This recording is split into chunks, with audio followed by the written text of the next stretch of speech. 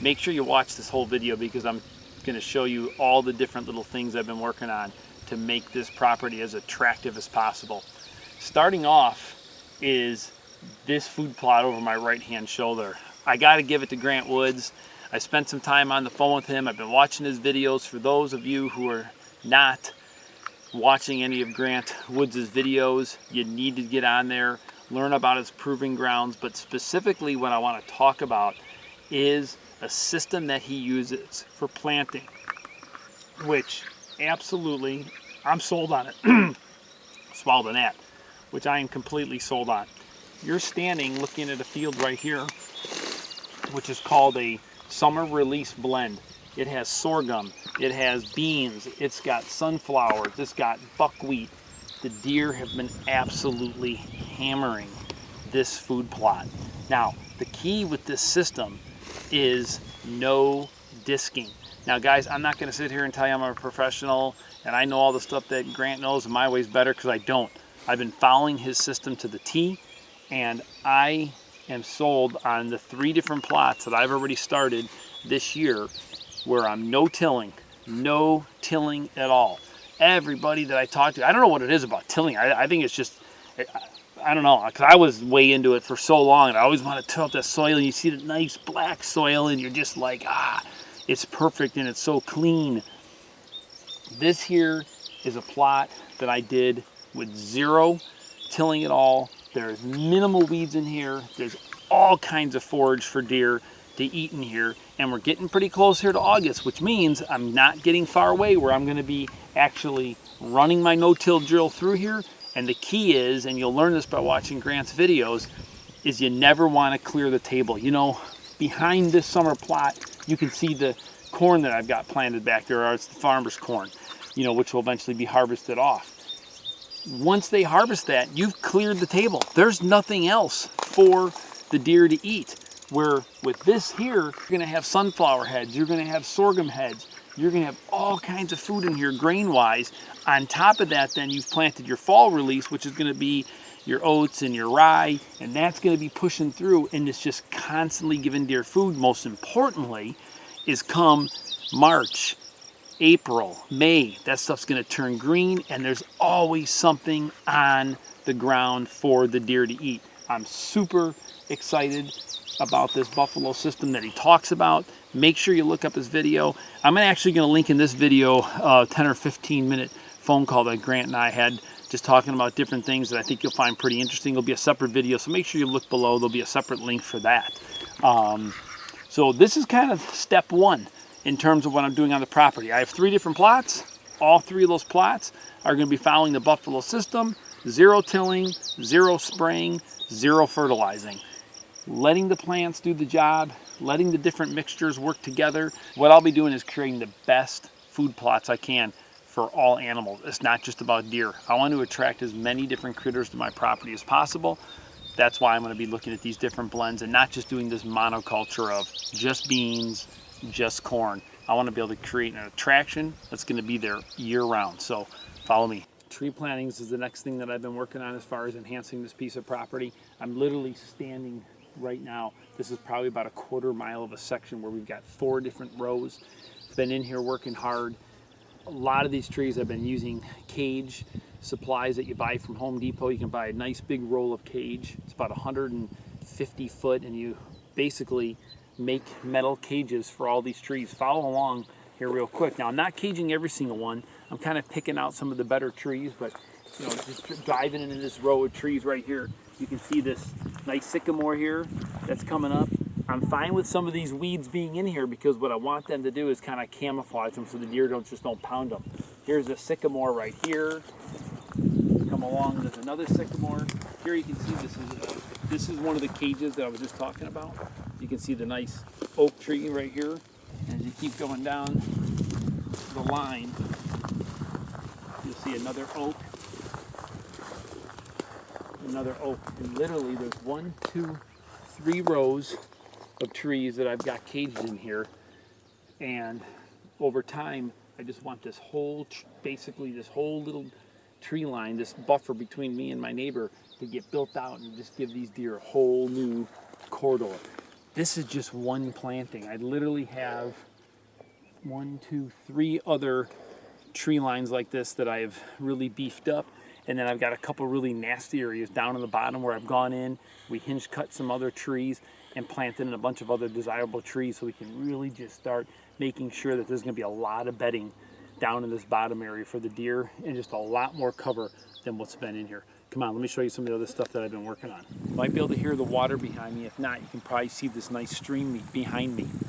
I am literally 1, 2 steps away from where this field used to be row cropped, right on the water's edge, okay?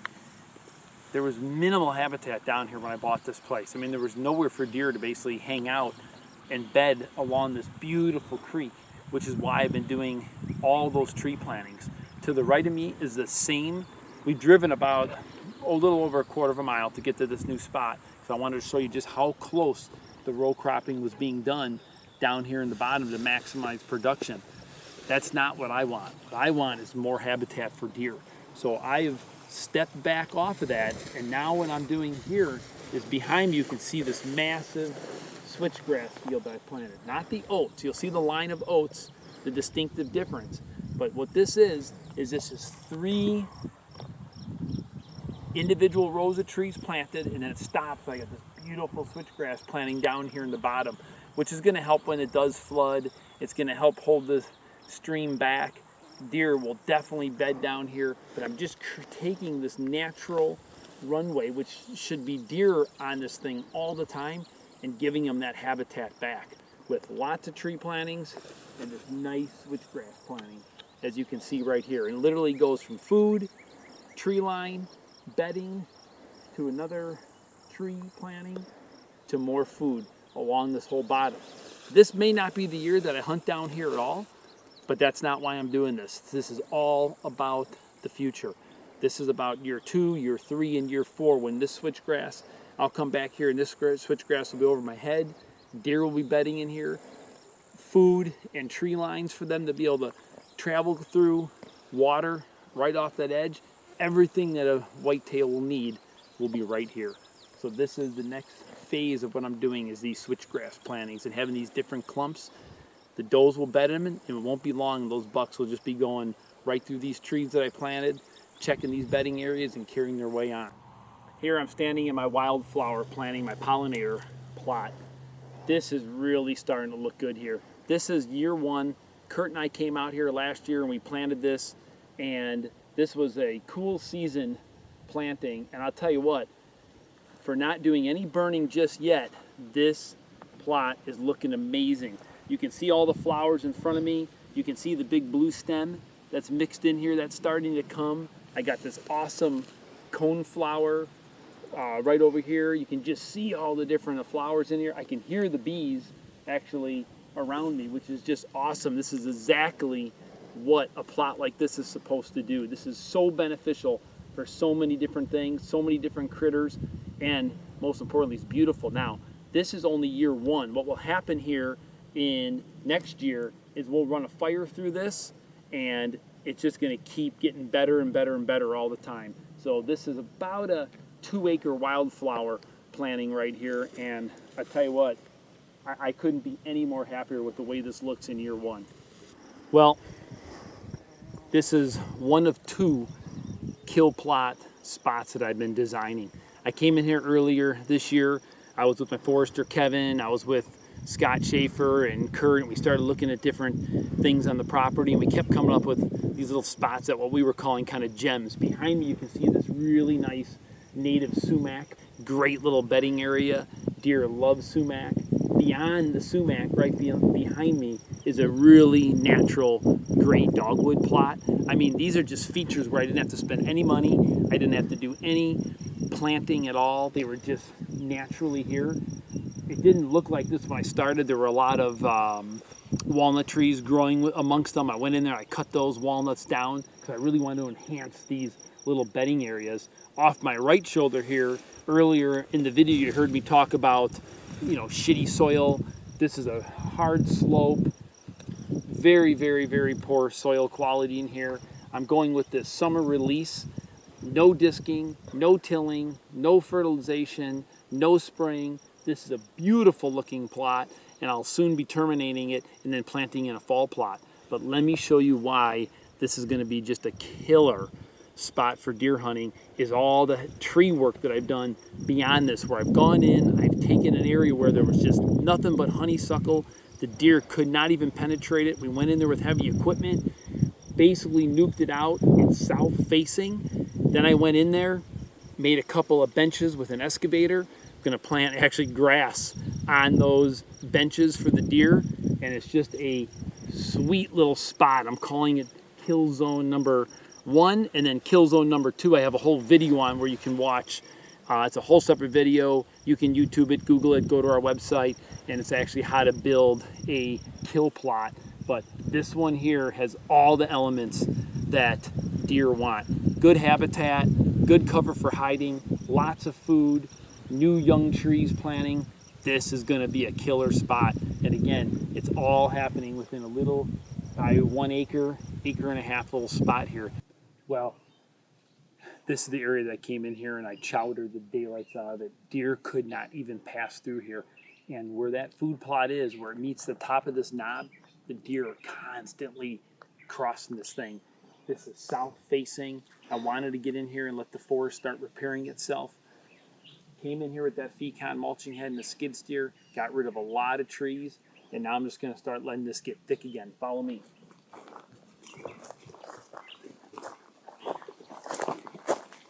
As you slowly work your way up here, you'll be able to see down the chute here. Literally the deer could not even penetrate through here. When I was coming through here, I was picking out the trees that I wanted to keep by flagging them. There was a nice hazelnut patch over there I kept. Some of these plum trees I kept.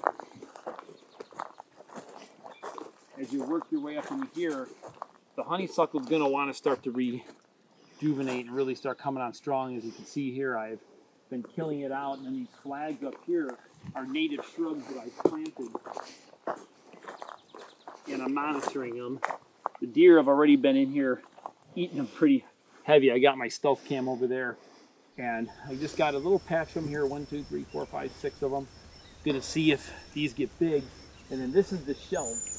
I made 2 flat shelves. So I got to get back in here. I got to plant more grass. I purposely made these as this cover gets thick. Again, I'm going to leave these shelves flat with grass and kind of keep them down, so then these deer can just come here, bed down, get tons of sun in the winter. Food will be right up above them. It's kind of a test that I'm doing to see if I can get the deer to actually bed on these flat spots. Come on, you can continue to join me up in here.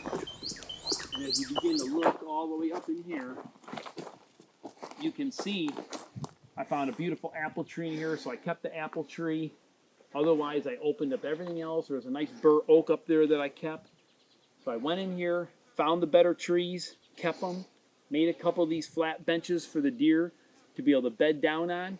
I'm going to eventually run a couple of fires just in this low lining area here. This is going to be a nice little thicket area for the deer in the future. Just a nice habitat project. There's 3 different stands that I've picked out on this knob. Easy to get into, 3 different winds. There'll be bedding, food, all different type of cover. This is one of my go-to money spots for this year. 2 more projects. That's all I could squeeze in for this year.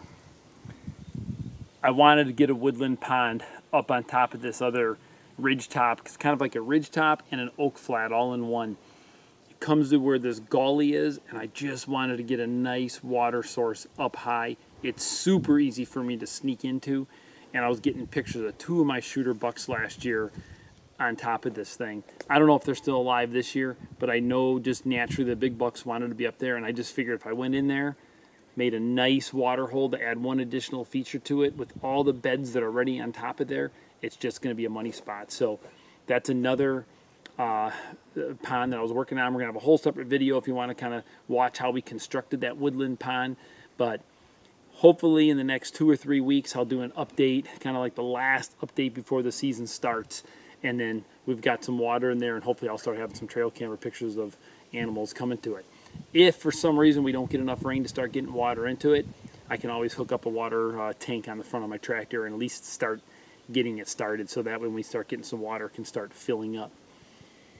But the biggest of all biggest projects, I'm going to let Kevin, my forester, talk about.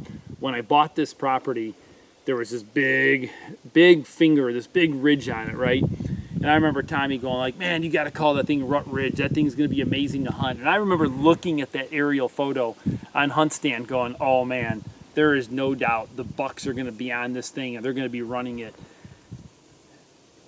Complete opposite of what I thought. The deer don't even bed on this thing. There's no cover once the trees drop their leaves. The deer can see me coming from a mile away. So Kevin talked me into doing a massive clearing of any of the big trees that are on there. But I'm going to stop talking. I'm going to end it by letting Kevin tell you what we're going to do on this ridge top, or not ridge top, but this whole finger of woods, because a year from now, it's going to be completely like a nuclear bomb went off, and it's going to look entirely different. Let me have Kevin tell you exactly what we decided to do. What we have here is a typical timber we find in northwest Illinois. It has been over-harvested to death with never any thought of timber management. So a healthy timber will have 60 to 80 large trees like this big bur oak dominating per acre, and we're at 10 to 15 trees per acre. We're down to the last crop of big trees. As a result of not getting full sunlight on the site, our timber is reforesting with trees that can grow in the shade. Ironwood, hackberry, bitternut hickory, sugar maple. If we do nothing, that is slowly becoming our next forest. So the goal of this hillside is to go back from a high-graded, poor-quality timber to early successional high density. We want to return this to what a young, healthy forest looks like, with 1,000 to 5,000 stems per acre to create cover, food, and bedding. Deer are browsers. We send them out to our big food plots because our timbers don't have any browse. The timbers are old and mature, and all of the food is above what they can reach. So by doing a heavy harvest, all marketable This is where trees, Kevin is preparing me for the so I don't freak out. it's not just one tree here and one tree there. It is all mature trees. And then after the harvest, we actually will drop all of the remaining trees so we get full sunlight back to the ground. This is extremely high quality soil that will grow exceptional trees, not only for lumber value, but for wildlife habitat. Most likely when I'm dead. So the next person will be able to enjoy this. But you got to do it. So yeah, phase one is we've marked and inventoried the trees. Phase two is we're going to sell the trees and they'll be harvested. Phase three, we come in after the harvest and drop all of the remaining trees. And then the final phase is the fun one, where we're going to plant 200 trees and shrubs per acre to reforest the site. And that's completely done by hand. Yes. We'll do the hand planting. We're going to get a bunch of natural regeneration from tree seed, and then we'll get stump sprouting from some of the desirable trees on the site. So we're looking to convert from hickory, hackberry, ironwood, box elder to oak, walnut, cherry, hazelnut, a whole bunch of shrubs that the wildlife will like. We're going to increase the stem density. In the winter, this is what we call a park-like timber. Wide open, you can see through it, Yeah. and there's just no food or cover on the site. Nothing. I mean, I saw that this last winter when I was hunting here. I mean, they would never bet on this. They weren't even on here. I mean, for the most part, they would come through, go down to the big destination fields, like you said, but there's no food in here. I mean, it's just, it is what it is. Now, along the top, there are some younger white oaks. We're going to leave. How far into the woods do you think we're going to leave there? About 10, 15 yards? Yeah, we're leaving a nice corridor on the top of the field that's a younger stand of trees, and then we've left a couple pockets of younger, like right behind me is a real nice young walnut tree for seed production and future value. So as it usually goes after the harvest, as soon as the loggers pull out, it looks horrible. Treetops, debris, exposed dirt. that's when we usually have a little heartburn as, you know, a landowner. Years 3 to 10, once all of the new habitat comes in, we're at max wildlife years, and it's absolutely incredible. The diversity, you'll see a lot of different species of wildlife you've never seen before, ground nesting birds. It'll release a whole seed bank of different types of wildflowers and native plants that have been laying dormant just waiting for sunlight. Yeah. So it's the most exciting thing we do. We can restore this high graded forest to something a lot more productive and valuable. And but yeah, visually, Get ready. There it is again for the third time. Is get ready. Well, that's all we've got as far as this particular piece of woods.